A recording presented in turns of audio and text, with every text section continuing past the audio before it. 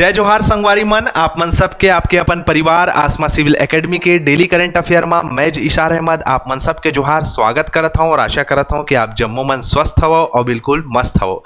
मैं लगा लिए हूँ चश्मा, काबर मोर आँखी में लग गए है, ठीक है, लग दी से खेलत खेलत। तो भैया जीवन है, कभी कभी खेलत खलत लग जाते तो एक से फर्क पड़ते का।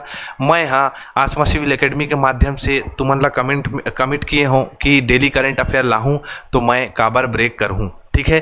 तो जो है हम अपन सत्र ला स्टार्ट करथन तो ज़्यादा समय ना लेके आज पढ़बो 27 जून के। और हाँ करंट अफेयर ला और अब कहता हूँ चैनल बनावाना हो तो भैया चैनल सब्सक्राइब कर लेवा, ठीक है। चलिए आज की पॉजिटिविटी देखिए। परेशानी में जो अनुभव और सीख मिलती है वो सीख दुनिया का कोई भी स्कूल नहीं दे सकता है। अभाव, जो व्यक्ति अभाव प्राप्त करता है या अभाव से जो है रहता है उस व्यक्ति को दुनिया की ज़्यादा नॉलेज होती है। क्यों?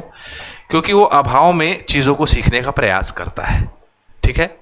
और जिस व्यक्ति के अंदर सीखने की प्रवृत्ति है वो कभी जीवन में फेल नहीं होगा, वो कभी जीवन में जो है नुकसान नहीं खाएगा। और अगर कोई सोचता है, आपके इर्द गिर्द बहुत टॉक्सिक पर्सन्स रहेंगे जो कि तुलनात्मक अध्ययन करेंगे आपसे, लेकिन उन सब चीज़ों में ध्यान मत दीजिएगा। आप सिर्फ और सिर्फ ये उद्देश्य रखें कि अनुभव प्राप्त करते रहें, सीखते रहें। कामयाबी नहीं मिली तो सीखने को मिलेगा, ठीक है। चलो, निम्न में से कौन सी नदी बिलासपुर और मुंगेली जिला के बीच में सीमा रेखा बनाती? मनियारी नदी जी, मनियारी नदी। सी ऑप्शन सही होगा। साक्षी ने बिल्कुल सही आंसर दिया, वेरी गुड साक्षी। रोशनी ने भी बिल्कुल सही आंसर दिया है, ऑल द बेस्ट। वीडियो को शेयर करिएगा, बहुत बढ़िया। चलो, हाल ही में Indian national trust for art and culture heritage नई दिल्ली द्वारा छत्तीसगढ़ के कोरिया चैप्टर का को कन्वीनर किसे नियुक्त किया गया है? तो मैं बता दूं, भारतीय पुरातत्व सर्वेक्षण के क्षेत्र में ये बहुत अच्छी पहल है और उसी का ही ये विभाग है। डॉक्टर विनोद कुमार पांडे जी को बनाया गया है क्या? तो आपका को कन्वीनर नियुक्त किया गया है। अब ये जो है जसपुर अंचल में, सरगुजा अंचल में काफ़ी अच्छी तरीके से इन्होंने काम किया है। जैसे देख सकते हैं, Indian national trust for art and culture heritage नई दिल्ली में छत्तीसगढ़ प्रांत के कन्वीनर अरविंद मिश्रा ने अनुशंसा की इनकी, डॉक्टर विनोद पांडे जी का, और इन्हें को कन्वीनर बनाया गया है। डॉक्टर पांडे मनिंदगढ़, चिरमिरी, भरतपुर जिले के पुरातत्व विभाग, पर्यटन विभाग जिले के नोडल अधिकारी के रूप में कार्यरत हैं। 25 वर्षों से कोरिया जिले में ऐतिहासिक एवं पुरातात्विक स्थलों को खोजा है इन्होंने। जसपुर नहीं, आपका सरगुजा संभाग के।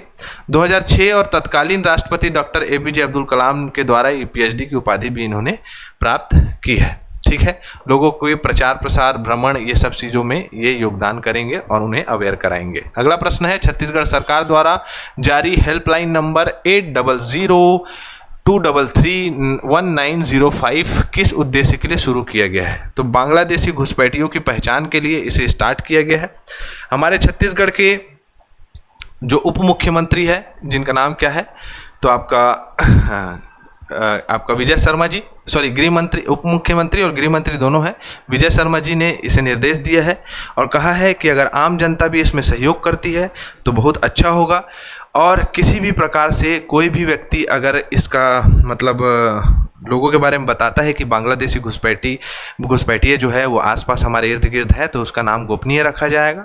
तो बिल्कुल अवेयर रहिए और इस नंबर पे कॉल कर लीजिए। कहाँ गया भाई नंबर? 1800-233-905, ठीक है। सूचना देने वाली को व्यक्ति की पूरी तरीके से पहचान गोपनीय रखी जाएगी। ये अगर हम बात करें तो ये सिर्फ और सिर्फ कानून और प्रशासन की बात नहीं है, ये हमारे ही सुरक्षा की बात है। बाहरी लोग जो है यहाँ किस प्रकार का उपद्रव मचा दें, कब मचा दें, ठीक है, तो जो है आपका किसी को खबर नहीं है। तो आप इस चीज़ को याद रखें। क्लियर? चलें आगे, इस नंबर को याद रखें। अगला है, छत्तीसगढ़ की पहली सेमीकंडक्टर यूनिट कहाँ स्थापित की जा रही है? तो हाल ही फिलहाल में मैंने करंट अफेयर में बताया था कि नवा रायपुर अटल नगर में जो है इसे स्टार्ट किया जाएगा और यहीं से स्टार्ट कर दिया गया है। सेमीकंडक्टर के क्षेत्र में, विकसित भारत के क्षेत्र में एक बहुत अच्छी पहल है। 1100 करोड़ रुपए की लागत से राज्य की पहली सेमीकंडक्टर यूनिट होगी और इसके लिए जो है आपका लोगों को के लिए रोजगार भी सृजित किया जाएगा। लोग जो है स्वरोजगारित होंगे। साथ ही साथ जो है आपका कच्चे माल की उपलब्धता जो है वो भी बढ़ेगी, साथ ही साथ आसपास इर्द गिर्द जो है वो हमारी जो है आय है उसमें वृद्धि होगी। क्लियर। चलो अगला है जनजातियों में प्रचलित प्रमुख नृत्य। पहला नंबर क्या है भाई? कुलंगा पाटा, पूस कुलंगा कहते हैं, देव कुलंगा नृत्य घोटुल में करते हैं। मुरिया जनजाति के द्वारा जनवरी फरवरी में किया जाता है। केवल पुरुष सदस्य भाग लेते हैं इसमें, ये देख रहे हैं पूस कोलंगा कर रहे हैं लोग, सिर्फ पुरुष सदस्य रहते हैं। एक पाट जात्रा नृत्य गीत है। नृत्य देवताओं के सम्मान के लिए किया जाता है। नृत्य को स्वयं गांव में ना करके दूसरे गांव में किया जाता है। नृत्य को अनिवार्य रूप से 3 साल तक करने के बाद विधिवत विसर्जन करते हैं, है ना। अगले 3 साल तक छेरता नृत्य किया जाता है। अगले 3 साल तक छेरता नृत्य, तो छेरता नृत्य जो है वो पूस कोलंगा ही का ही पाठ है। मुरिया जनजाति के द्वारा नकटा नकटी नृत्य होता है पुष्य पुन्नी त्योहार पर। ठीक है, ये जो है आपका नकटा नकटी नृत्य हो रहा है, कर रहे हैं इसमें। ठीक है, चलो रिवीजन करते हैं। बस्तर में जो है आपका वाराणसी में आयोजित 25वीं बैठक के बाद मध्य क्षेत्रीय परिषद की अगली बैठक बस्तर में होगी। केवल सुकमा दंतेवाड़ा सूरजपुर बैकुंठपुर चिरमिरी ये सभी जगह पे जो है क्या हो रहा है, तो आपका सेंट्रल लाइब्रेरी सह रीडिंग जोन की सुविधा प्रदान की गई है।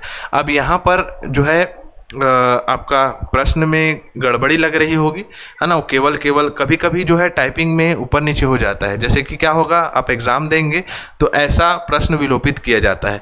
केवल सुकमा और दंतेवाड़ा दिया हुआ है तो ऑप्शन ए आप ले नहीं सकते। केवल सरगुजा बैकुंठपुर दिया है तो आप इसका ऑप्शन ले नहीं सकते।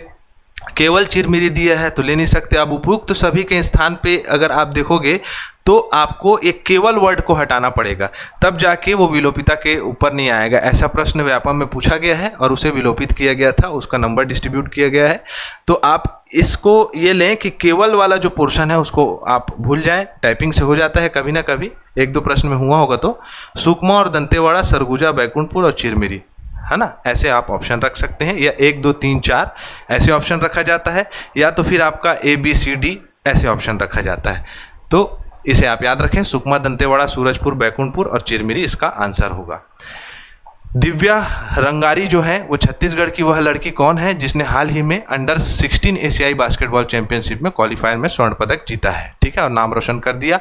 मटकू द्वीप छत्तीसगढ़ के किस जिले में स्थित है, इसका आंसर आपको देना है। ये आप लोगों के लिए प्रश्न है, एकदम सरल सा आंसर है। ऑप्शन ABCD में आपको आंसर देना है। हमारा सत्र यहीं कंप्लीट होता है। मैं इसी के साथ इजाजत चाहूंगा। जय जोहार, जय छत्तीसगढ़।